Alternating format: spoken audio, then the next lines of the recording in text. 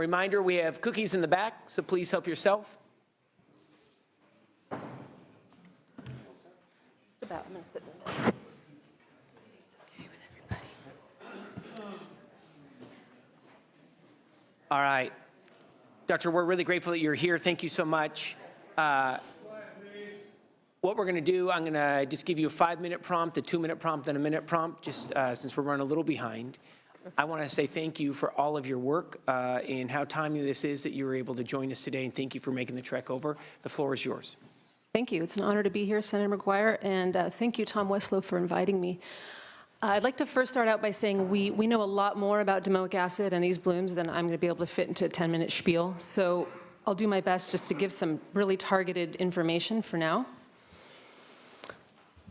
And I would like to touch on impacts on fisheries when I get a little bit more towards the end. So as you all know, we have this incredibly productive ecosystem, and it's driven by upwelling. It's driven by this seasonal process of winds blowing down the coast and moving water offshore and bringing very nutrient-rich water to the surface. So this is what's driving these blooms and all the diversity in animals that we see along the California coast and West Coast in general.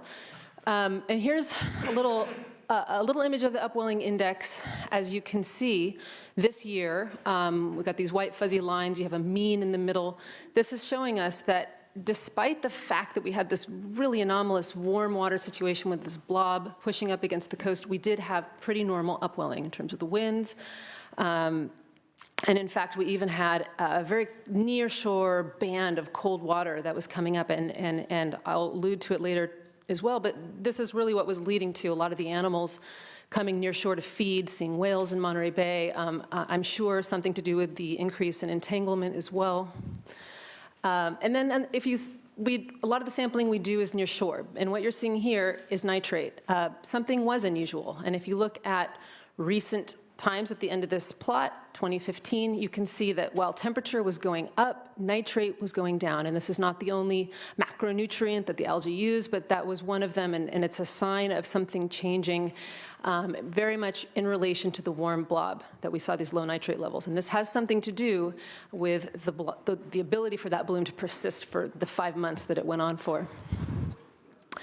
So there you can see where the blob starts. That's when it's starting offshore, fall 2013. It starts to move into, that's well off in the Pacific. Then it starts to move near shore. We have a 5°C warming in our neck of the woods here. And as you can see, in comparison to the huge warming event that was the 97-98 El Nino, that was only a 3 to 4 degree warming. So we did have some pretty unusual warm water. It hasn't gone away, and it's just being compounded now by the El Nino.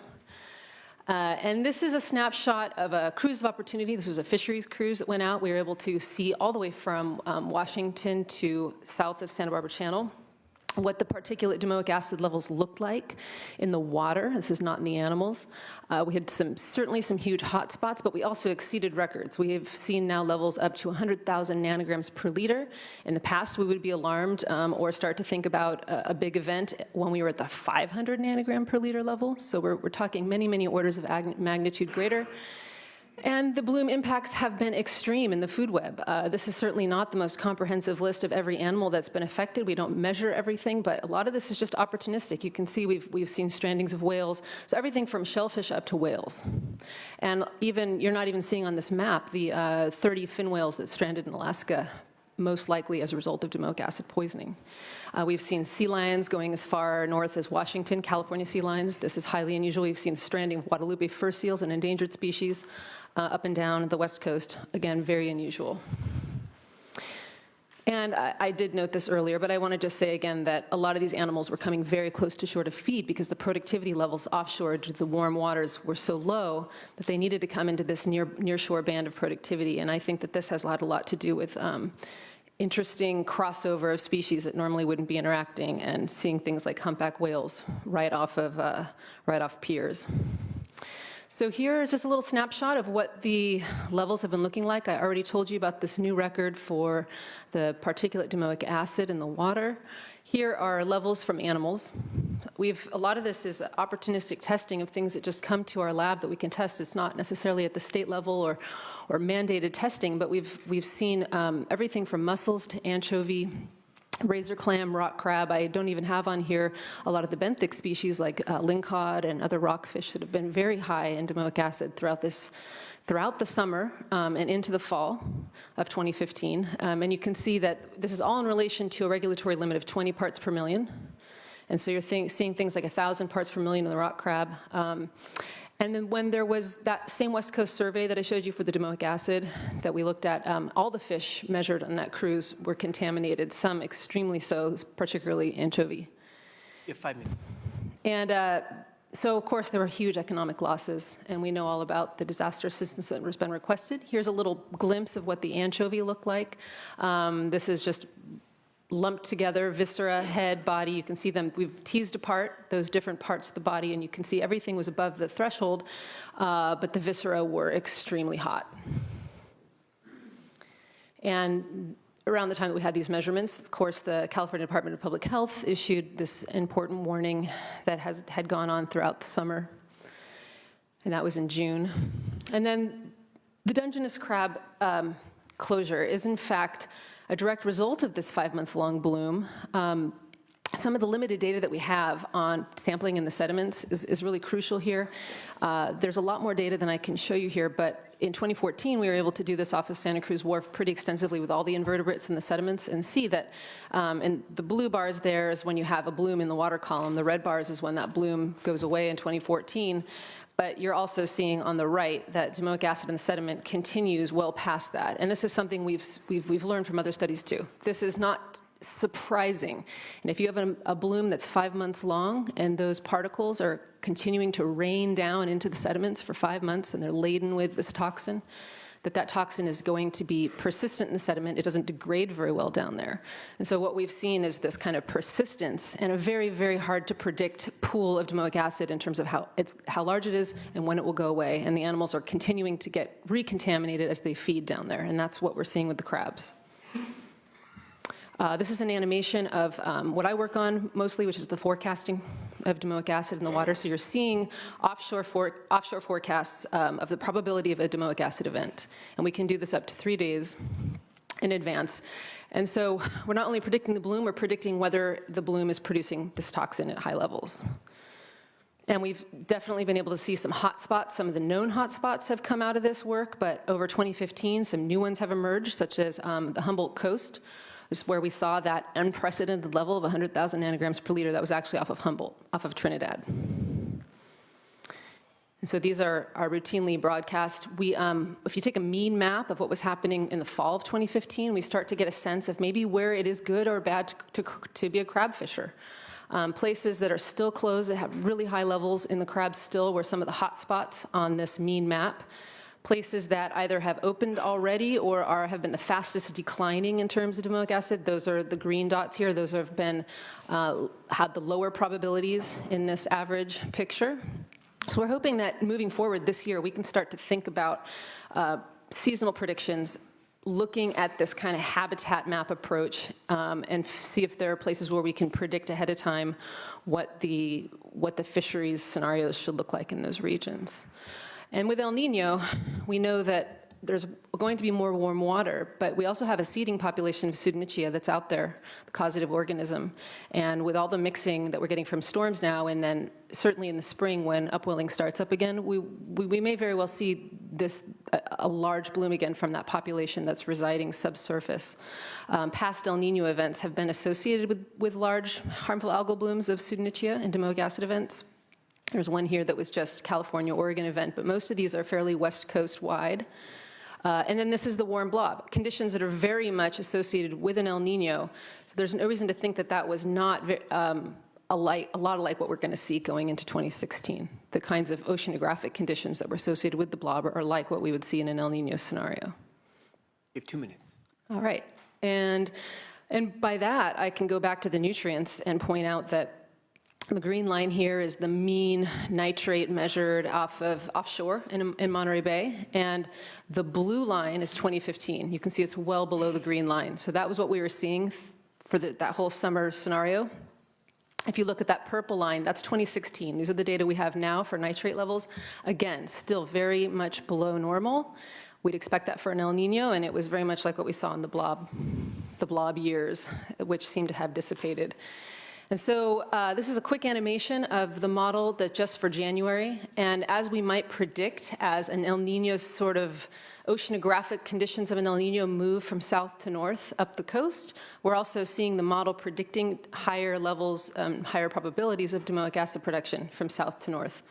So this may very well be the beginning of a response to El Nino, but we don't have a lot of validation data, certainly not offshore to prove or disprove this. So the tools for future mitigation that I would just like to highlight are, one, we've got this forecasting system. We're continuing to improve it. We do not have a lot of monitoring, or certainly not offshore sampling to very easily validate it, but we provide a 3-day warning. And this can be visualized online for very specific fishing regions. So we have a very nice tool for visualizing what it looks like at wherever you are. And we have seen that seasonal averages point to hotspots of toxin activity. So we know that there are places where it's going to be worse, places where it's going to be better. Slow County has always seemed to be fairly spared. That's San Luis Obispo.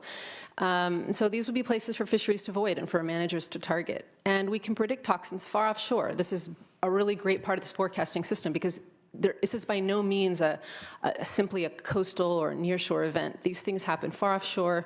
These impact fisheries that we might not even know about at this point. We have very little sea truth, ground truth, validation data to work on that, but NOAA fisheries off cruises of opportunities, and working with aquaculture, offshore aquaculture like Catalina Sea Ranch is going to be really important for that. Toxic blooms lead to sediment contamination. This is not a surprise. I think it caught a lot of us by surprise this fall in the extent of it, but if we really had just thought about what it means from considering past research for a bloom of that magnitude, there was no reason to think that there would be a large pool of domoic acid and that these animals would be exposed to it for a long time horizon, well past the time horizon of the bloom itself in the water. So we need more sediment sampling. This is something that we don't do. This is not routine. It's not part of any monitoring. All of the projects that we have data for have been ad hoc, principal investigator-supported things out of the curiosity that we have about how domoic acid works in the environment. And also at the state level, I know that there are issues with biotoxin monitoring. You've already brought this up. Slow rates of turnaround. It's really hard for the fisher folk to really understand what is happening. How do fisheries keep up with this when the monitoring is slow? We do a lot of monitoring on our own. It's supported by the NOAA IUS, but it's very spotty, and it's just peer-based, and it's not animals.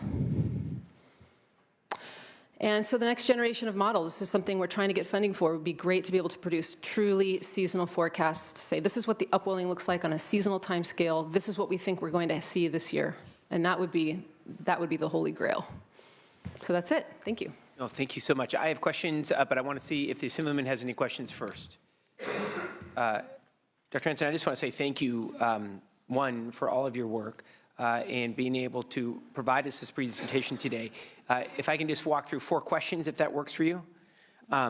So when was the last time we saw a bloom like this happen at such significant levels? Has there ever been a time recorded? Or are we looking at, so for example, you had just mentioned some of the highest levels recorded in that crab meat. Have we ever seen anything like this that's ever been recorded and written down? No, these are unprecedented levels. However, I will add that we started looking at this very closely in '98, and I will just, with all due respect, just point out that the numbers you were saying earlier about mortality. So human deaths were recorded in 1987. That was in Prince Edward Island in Canada, and because this is a marine organism, not a freshwater. And so since then, there has been on high alert in '91 when it appeared in California. Wow, we should really take notice of this because of what happened in Canada. Didn't really see it again until '98. '98, these blooms popped up, a very large bloom, and since then, we've been measuring pretty routinely and seen that every year it seems to get a bit worse. There have been a few dips in there, but in the last 5, 6, 7 years, we start to see an unprecedented level every year. So we're constantly exceeding what we saw the year previously. And 2014 was also a very big year for these blooms in the Northern California region and also in Santa Barbara Channel. That gets to a point, and I know that a lot of crabbers have been asking, right? So if we saw we keep using the word unprecedented today, right? But unprecedented levels in 14, Fast forward 2 years later, we're even higher now. We did not see closures. So I think there's wanting to be able to get some understanding. Were you seeing that further offshore? Is this something that is always within 3 miles of shore? Can you talk about that? Because this is the first time we've seen such a closure. If you can go into the details on that. Well, last year in 2014, we did have warnings for sardine and anchovy, and that was the first time I'd seen that, and that was definitely in response to some very high levels in the spring. What was very different this year was the persistence. So I think very much in step with the blob being so persistent, and there was some interesting physics happening. We were able to maintain a bloom that then created such a large amount of domoic acid in the sediments that we have this crab closure. So you believe that is the factor of why it is stuck around? Yeah, I think that persistence has a lot to do with it. There are a lot of other things we need to answer, how the bloom seemed to be happening simultaneously for the entire West Coast. It's probably related to these physical conditions. So the other question that everyone has been asking, and I know you have been talking a lot about this, fluke, El Nino, right? Or are we seeing a more permanent change? And what you had just said is we've seen significant increases year to year. Your hypothesis and editorial. My hypothesis is that we may very well be seeing a big shift. 97, 98 El Nino corresponded with a lot of other shifts in the ocean, Pacific Decadal Oscillation, some other oscillations. Things shifted, and that was about the time where I'm saying things started to get worse and worse with the magnitude and frequency of these blooms. We may very well be in another one of those turning points, but there's no way to know. But if you look at how extreme some of the shifts were this last 2 years with the blob and now with El Nino on top of it, I think that we could be seeing some kind of an ecosystem change that will be lasting, long-lasting, maybe decadal, but we won't know that until we can move forward. In my ignorance, and I appreciate your patience with me, are we seeing this in other parts of the world as well? This toxin does occur globally. And I know it's naturally occurring, but are we seeing levels like this? Are we seeing other areas off of other continents that may have a crab industry or shellfish industry that are facing these same conditions? Nothing as extreme. I was just in Ireland talking to aquaculture there, and they do have a large domoic acid problem. So these problems exist elsewhere, but there was something about the North Pacific, Eastern Pacific ecosystem changes that we've seen in the last few years that have been very much a regional issue. You had said that we could potentially predict.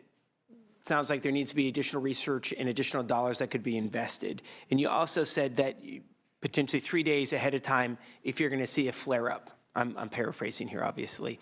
Can you go more into that? And dollars, I think one of the items that we're all trying to wrap our head around.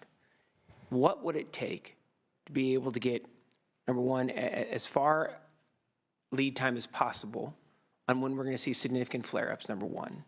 And then number two, making sure that we have accurate samples, right? I mean, we're counting on crabbers to be able to go out, bring them in, and if seas are rough, we're not seeing those samples, so it's been inconsistent. What do you think is needed to be able to get that serious trend so that we can start chipping away at the questions that we have?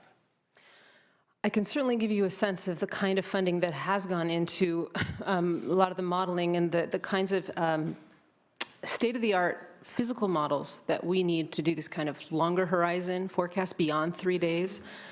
We can maybe scrounge $50,000 at a time if we're lucky these days from NASA or NOAA to try to develop the R&D behind the models and then also implement them. We would certainly love to see some sort of an engagement that takes us into even just a normal, I would say, research dollar amount from past years. Even something that's $1 million over 3 years would be fantastic, but we just don't have that kind of funding. I appreciate your 20 questions. I'm playing 20 questions. Yeah, I don't mean to pepper you, but it's been a significant issue. Anywhere else in the world that they're doing research that we can glom onto? We are doing the best research in California on domoic acid throughout the West Coast. I shouldn't just say California. I think I can say that pretty strongly, that we have been leading that. We've been leading the domoic acid research. going back to what the director has said, this would be my final, and again, I really appreciate your patience with me. Thank you so much. In regards to research, what is the appropriate sample? What type of data do we need in regards to crab meat and what will make an individual sick when it comes to levels? Can you go through that just a little bit? Because again, 14, we had significant bloom. No, that didn't stick around as long. How much, and this is another question, I promise you it would be my last, how long did that stick versus now with the blob that has been out there that had allowed this to persist? Okay, I'll start with the last question first. I think with a lot of the sampling last year that was in finfish, I don't know exactly how long it took for it to flush, but I'm going to say that warning may have lasted only a month or so, and I don't recall specifically, but in terms of your first question, it's a really challenging one. The research that is done on usually using animal models, like a mouse bioassay, to understand how these toxins truly affect vertebrates. We obviously don't test on humans. It's an ongoing area of research, and I will not be popular when I say this in this room at all, but a lot of the recent research indicates that maybe our thresholds are not strong enough, that we are being too liberal on where we set them. I don't know what's going to come of that. This will be an FDA issue, and this is very much debated at the FDA right now. How is this going to affect where we set these regulatory thresholds? And the point was made earlier that there may be regional differences, but we do know just from looking at people who subsist on things like razor clams in the Pacific Northwest, there are effects, and there are interesting effects at levels of chronic exposure to this toxin. So not just when there's a huge event like we saw. So we need to think about what it means to be continually exposed to the toxin at low levels. We see it in California sea lions that are extremely damaged. Their brains are really damaged over this kind of lifetime exposure. We also need to figure out what those acute levels should be. And where it's set right now, in my opinion, is probably a good value, but I hesitate to step into that since I do not do that kind of testing myself.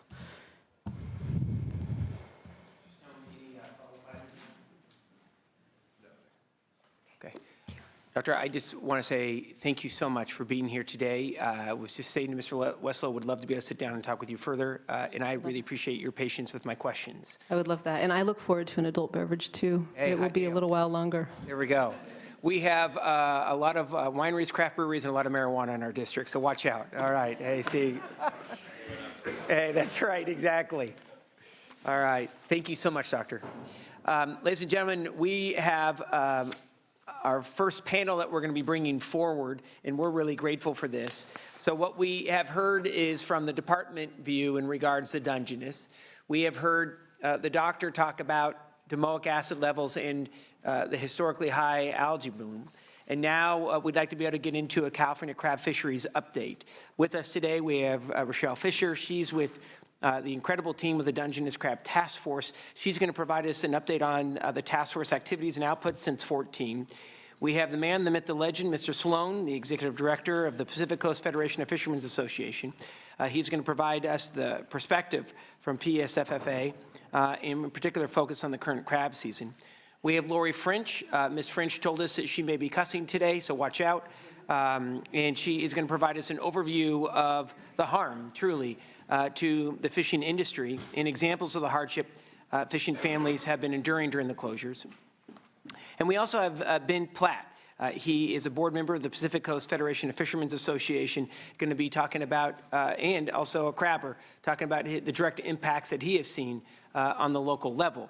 We were going to have Don Marshall here today, who is also a board member with the Pacific Coast Federation of Fishermen Association, but he's unable to attend. And the reason why Mr. Marshall is unable to attend is because he took a side job installing a furnace and a water heater today. He worked a Christmas tree lot to put food on his table for his kids this year. He's struggling, and he sends his apologies, but literally he's taking a side job just to make it. And we hope he's doing well. We'll catch up with him at the next meeting, but we're really excited that Mr. Platt is here, so thank you so much. So without further ado, each of our panelists will have 5 minutes to be able to present. We're going to start out with Ms. Fisher and then roll to Mr. Sloan. Ms. Fisher, the floor is yours. My mic on? I think we are rolling. Yes, we are. Okay. My name is Rochelle Fisher, and I'm an administrator of the California Dungeness Crab Task Force. And on behalf of the task force, I'd just like to thank this body for the opportunity to provide the update on the task force's work. So since we last presented to this body, the Dungeness Crab Task Force has circulated 2 reports in January 2015 and January 2016. And those reports were circulated to this body, to the Department of Fish and Wildlife, and the Fish and Game Commission, and provided a number of recommendations on a range of topics. And I'll just speak to a couple of them right now, especially those that can be addressed this year through legislation. The task force recently requested legislation to support an industry-funded lost fishing gear recovery program. And this program involves strong coordination between the Department of Fish and Wildlife's Enforcement Division and the industry. And as Chair McGuire mentioned, he is leading the effort to forward this recommendation through the legislature. And the Dungeness Crab Task Force looks forward to being available to you and to your staff as the bill continues to move forward. In addition to that, the task force has also requested or recommended 2 regulatory changes that require kind of cleanup legislation. One is allowing waivers on trap limit permit fees for mandatory military service, and also amending the Fish and Game Code 8279.1 so that Dungeness crab permitted vessels and not individual fishermen are subject to the 30-day fair start provisions. So in addition to these recommendations, the Dungeness crab industry and the Dungeness Crab Task Force has discussed a number of issues over the past year. Since the spring, the task force has proactively engaged in discussions regarding, discussions with state and federal agencies and conservation organizations to reduce the risk of whale entanglements in Dungeness crab fishing gear. The task force is committed to supporting the industry's efforts on this issue, including the efforts by the state-initiated Dungeness crab fishing gear working group that was established. And as everybody here is very well aware, the opening of the commercial and recreational Dungeness crab fisheries was delayed this year. And since the Dungeness Crab Task Force and the greater Dungeness crab industry is greatly concerned about this domoic acid issue and is working in close collaboration with the Department of Fish and Wildlife and the state public health agencies to ensure that crab is safe for public consumption. You have 1 minute. Thank you. Many of the Dungeness Crab Task Force members and industry has been actively involved in collecting crabs and supporting the department in addressing this issue. And the Dungeness Crab Task Force Executive Committee, a subcommittee of the task force, has provided guidance on how to address protocols, considerations for opening the season, and timing of the opener and how that might impact local and foreign markets. So the last topic that the task force has been really discussing on their plate is the OPC's funding to administer the task force expires in early 2017, and the task force may make a recommendation in their upcoming 2017 report to this body on long-term funding. And they're considering a number of options, including the surplus from the trap limit program as well as other funding sources. And they'd like to work with the legislature to explore how to keep those options, how to keep the task force operating while we look for long-term strategies. The legislature should anticipate a final report from the task force in 2017, which will include an evaluation of the trap limit program.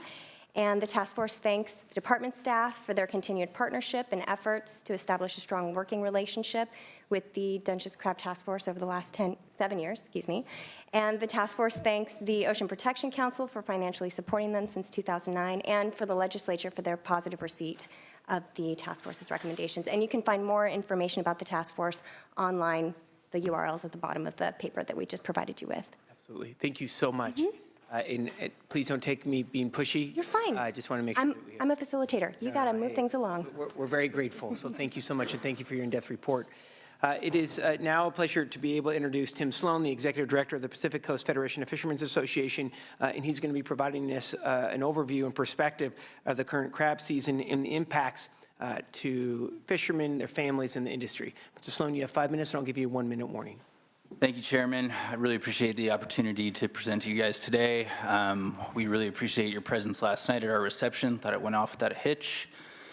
Really appreciate honoring Zeke with renaming the forum for him. He's got some really big shoes to fill. I heard that a lot last night. And I think Ed Huber put it best. He was the former chief of Gulf of Farallones National Marine Sanctuary when he said that we all have a responsibility to fill Zeke's shoes, and holding the forum is an opportunity to do that. So happy to be able to present today. We also wanted to express our gratitude to Governor Brown and to Chuck Bonham at the CDFW.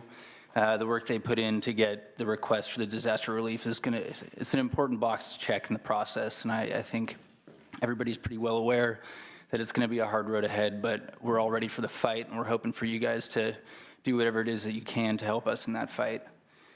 I don't think there's really any way to downplay how much of a crisis this season has been for our family fishermen in California.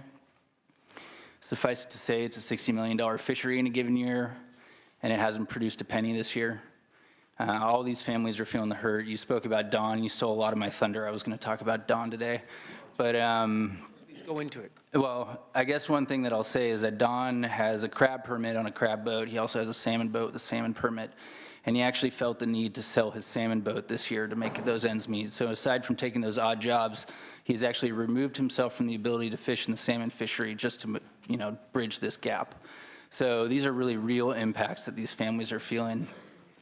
He's a young guy. He's a new entrant to the fishery, relatively new entrant, I should say. And I think that raises a really important point. How are we going to account for the young fishermen, the new entrants to the fisheries, when we're deciding how to best build up the fisheries into the future?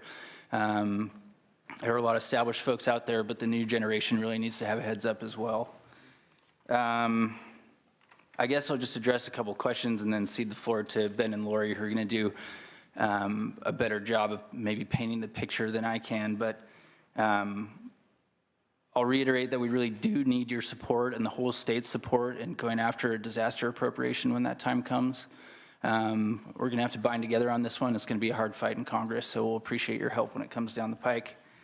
I was discouraged, I guess, by the report we just heard on the nature of domoic acid and its persistence, and I guess I would just reiterate the call for more research in that regard. We need to go where the science takes us on this one, of course, but we need to be doing it in a way that's going to protect the fleet. And I really appreciate your questions about whether the 30 parts per million public health threshold is an appropriate one, whether we need more research in that regard, and how we can adequately protect both the fleet and the public and get to eat some crab, which I think we're all really itching for at this point. So I won't say any more. I'm going to pass it on to Lori, I suppose. Thank you. Appreciate the time.